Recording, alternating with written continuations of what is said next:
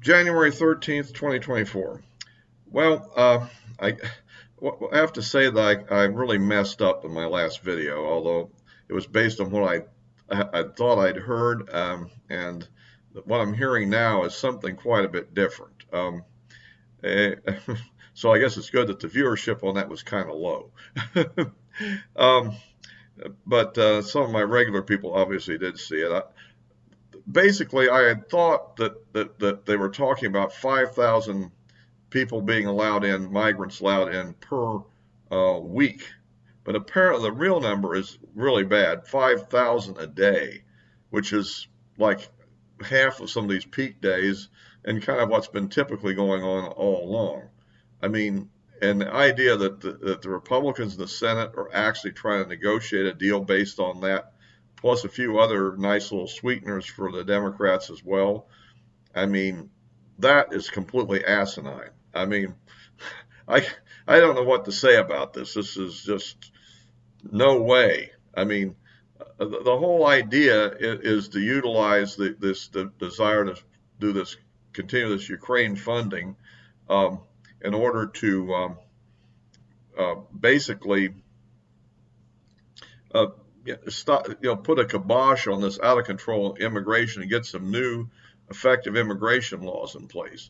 My guess was always that the Democrats wouldn't agree, but then that's okay too, in the sense that at least we could quit funding this crazy Ukraine war and perhaps, get around to eventually realizing we need to negotiate an end to the thing, rather than perpetuating it. I mean, how many more Ukrainians have to die? Even if you don't care about Russians, but that's another story. But on the immigration, which is what I'm really talking about here, this is completely unacceptable for the Republicans to agree to such a large number of illegal immigrants coming in every day.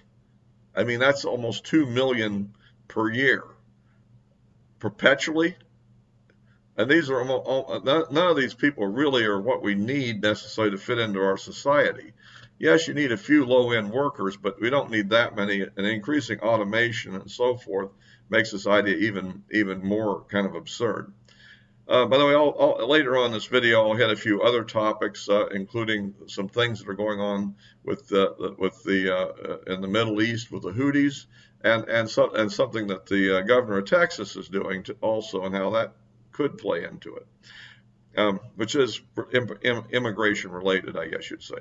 But if you like these videos, please give me a like. We always looking for more subscriptions, and of course, I will mention as always that if you are a Rumble person who got it through some of my social media accounts and found the video that way, and you're on Rumble, you can subscribe to me with the same address on Rumble. So. Yeah, this is a real disaster if it's true. I'm still questioning, are they that lame? I mean, this is an election year. You're going to run for election on the grounds that we are going to agree to them bringing 5,000, what would have been illegal immigrants in per year legally, and we're going to give them work permits. This is a serious Republican proposal. I mean, with that, who needs Democrats? I mean, this is absolutely stupid. And hopefully it's not true, because after all, I'm hearing this mainly on Laura Ingraham's presentation. And, well, she has a lot of attitude, just like people like Bongino do. But I'm still amazed that this is possible. But I have not heard any denials of it yet either. So, and nobody from the team, so to speak, has come on there to refute it. But we'll see if anything what develops on this. But I think that this is a good reason for everybody to contact their senator, and particularly you people in Oklahoma. I mean, Mr. Let's make Juneteenth a national holiday apparently is running the show with McConnell must have lost his mind if he's really supporting something like this. I mean, is he trying to write the Republican Party out of existence? I mean, in addition to the national impact, I mean, we have a good issue right now. I mean, the Democrats in the cities are actually hurting right now.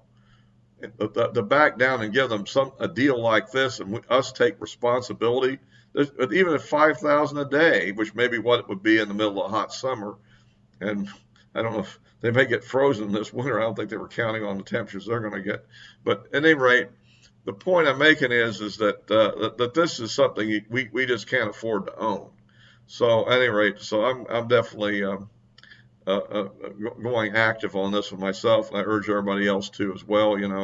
Just go to Senate.gov and look for contact, and look up your state and your senator, and there's a phone number, there's an email address. If you're on X or Twitter, as it used to be, is now called, you can send them a tweet, whatever. And so that's what I'd recommend here.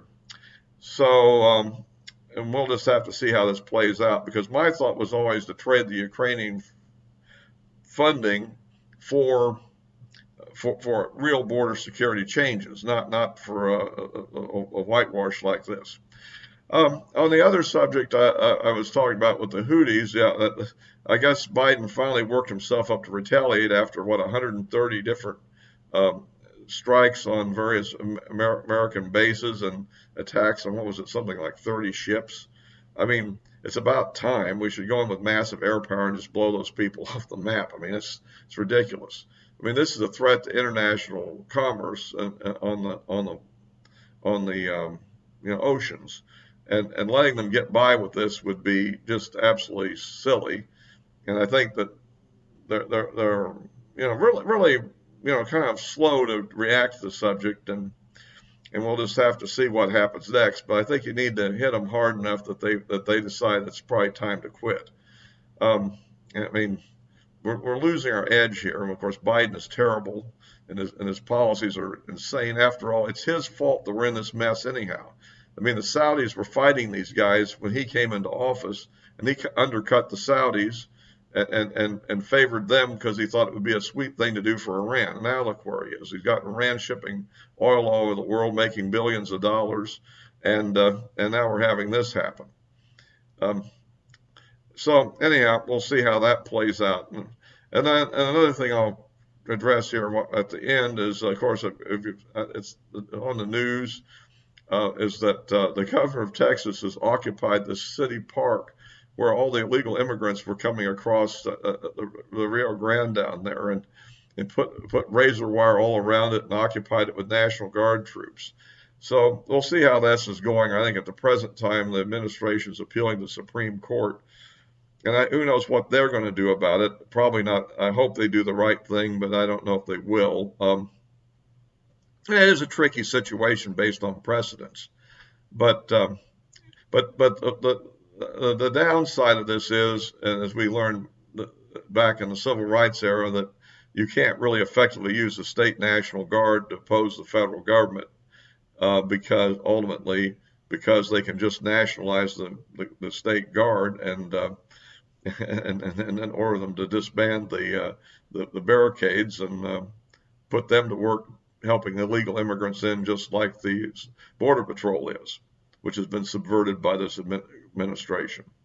So, anyway, but nonetheless, I guess it's an interesting stand.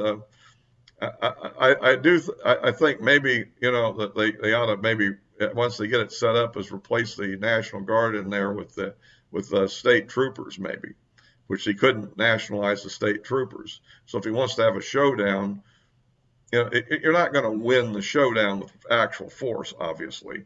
So, but I mean, if you force them to actually fire on state troopers, that would be an interesting. Well, if they want to die for their state, I don't know what would happen, but I'm just saying that would be an interesting. At least they wouldn't, just be directly commanded to do something else. And of course, we'll see how that all plays out as well. What I would recommend for the Supreme Court, but I'm sure they're not going to take my recommendation, but I would do is I would stay the decision so that the federal government wouldn't be authorized to do anything about it particularly, and then I'd agree to hear the case and then just set on it. And June would roll by and the decision wouldn't be forthcoming.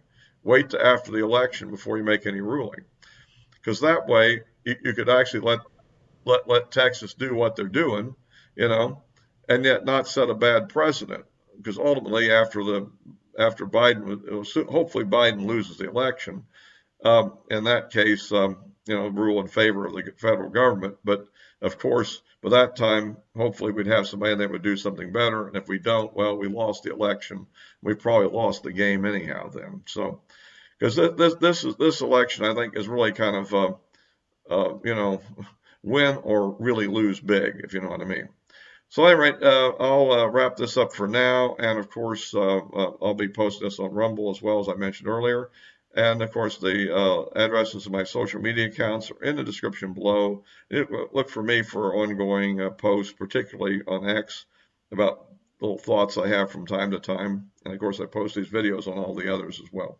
So until next time.